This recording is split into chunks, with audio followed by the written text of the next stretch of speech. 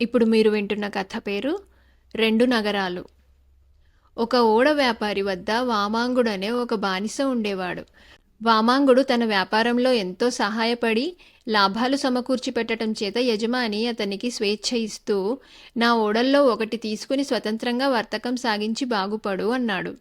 వామాంగుడి తొలి వర్తక ప్రయాణం అచ్చిరాలేదు. సముద్ర మధ్యంలో తుఫాను వచ్చి సరుకులన్నిటితో సహా అతని ఓడ మునిగిపోయింది. నావికులంతా సముద్రం పాలయ్యారు.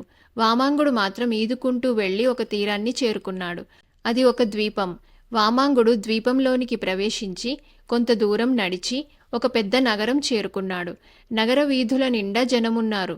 వారు తన కోసమే గుంపులుగా కూడినట్టు వామాంగుడికి అనిపించింది. అతను సమీపానికి రాగానే మహారాజుకు జై అని జనం నినాదాలు చేశారు. ఇది చూసి వామాంగుడు మరింత ఆశ్చర్యపడి, వీళ్ళు నన్ను చూసి మరొకరని భ్రమపడుతున్నట్లున్నారు అనుకున్నాడు. జనం వామాంగుడి చుట్టూ మూగారు. అక్కడికి అలంకరించిన ఏనుగు ఒకటి వచ్చింది. జనం వామాంగుణ్ణి దాని అంబారీలో ఎక్కించి రాజమర్యాదలతో రాజభవనానికి తీసుకుపోయారు. తర్వాత రాజభవనంలో అతని దుస్తులు తీసివేసి ఒక పెట్టెలో భద్రపరిచి అతనికి స్నానం చేయించి రాజోచితమైన దుస్తులు ధరింపజేశారు. వామాంగుడు తన చుట్టూ ఉండేవారిని, మీరు నన్ను ఈ విధంగా రాజుని చేయటంలో గల అంతరార్థమేమిటి? నన్ను మీరెరగరు, మిమ్మల్ని నేనెరగను. ప్రమాదవశాన సముద్రం మీద నా ఓడ మునిగి దైవికంగా ఇక్కడ వచ్చిపడ్డాను. అంతేగాని పని పెట్టుకుని ఈ దేశం వచ్చిన వాణ్ణి కాను అన్నాడు. అప్పుడక్కడి వారు అతనికి ఆ దేశం గురించి చెప్పారు.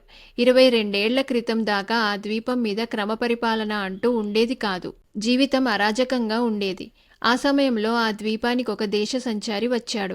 ఒక రాజు ఉండి శాసించినట్టయితే జీవితం క్రమబద్ధంగా అభివృద్ధి చెందుతుందని, రాజశాసనం ద్వారా పైకి వచ్చిన దేశాలెన్నో ఉన్నాయని, రాజు నిరంకుశుడై ప్రజలను పీడించకుండా ఉండాలంటే ఏడాది కాగానే ఉన్న రాజును తొలగించి కొత్త రాజును పెట్టుకోవచ్చునని, రాజు ప్రజలలో ఒకడుగా ఉండేదానికన్నా పైవాడైతే పరిపాలన నిష్పక్షపాతంగా ఉంటుందని ఆ దేశ సంచారి చెప్పాడు.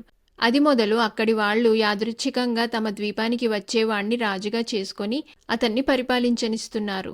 ఏడాది పూర్తి కాగానే రాజును తొలగించి సమీపంలో ఉండే అరణ్యంలోకి పంపేసి కొత్తవాడి కోసం ఎదురుచూస్తారు. అరణ్యానికి పంపబడ్డవాడు ఎలా బతుకుతాడో ప్రజలకు ఏమాత్రం పట్టదు. ఈ విధంగా ఆ ద్వీపానికి ఇంతవరకు 22 రాజులయ్యారు. వామాంగుడు 23వ రాజు. వామాంగుడికి తనకు పట్టిన రాజయోగం గురించి సంతోషం కన్నా ఏడాది అయాక పట్టబోయే అరణ్యవాసం గురించి శ్రద్ధ ఎక్కువ కలిగింది. అతను కొందరు భటులను వెంటపెట్టుకొని అరణ్యానికి పోగోరాడు. ఈ ద్వీపానికి దగ్గరలోనే మరొక ద్వీపం పైన ఆ అరణ్యం ఉన్నది. అక్కడికి పడవల్లో వెళ్ళాలి. వామాంగుడు అరణ్యాన్ని ఆమూలాగ్రం పరిశీలించాడు. అందులో మనుషులు జీవించటం కష్టం. అయితే అక్కడ మంచి కలప, పంటలు పండించేందుకు సారవంతమైన భూమి ఉన్నది. అడవి చెట్లన్నీ కొట్టించి అక్కడ మంచి నగరం నిర్మించవచ్చు. పళ్ల తోటలు, పూల తోటలు వెయ్యవచ్చు. వామాంగుడి పనికి మనుషులను నియోగించాడు. అతని ఏలుబడి ఏడాది పూర్తి అయ్యేలోగా అరణ్యం అందమైన నగరంగా మారిపోయింది. నగరం చుట్టూ అందమైన తోటలు ఏర్పడ్డాయి. నగరం నిర్మించటానికి శ్రమించిన వారు ఈ కొత్త నగరంలోనే నివసించగోరారు. ఏడాది పూర్తి అయ్యింది. వామాంగుడు కొత్త నగరానికి వచ్చేశాడు. అతనితో పాటు అనేక మంది పౌరులు, పాతనగరం వారు కొత్త నగరానికి వలస వచ్చేశారు. పాతనగరం వారికి వామాంగుణ్ణి పోగొట్టుకోవటం ఇష్టం లేకపోయింది. వారొక సభ చేసి 2 నగరాలకు వామాంగుడే శాశ్వతంగా రాజుగా ఉండాలని తీర్మానించారు.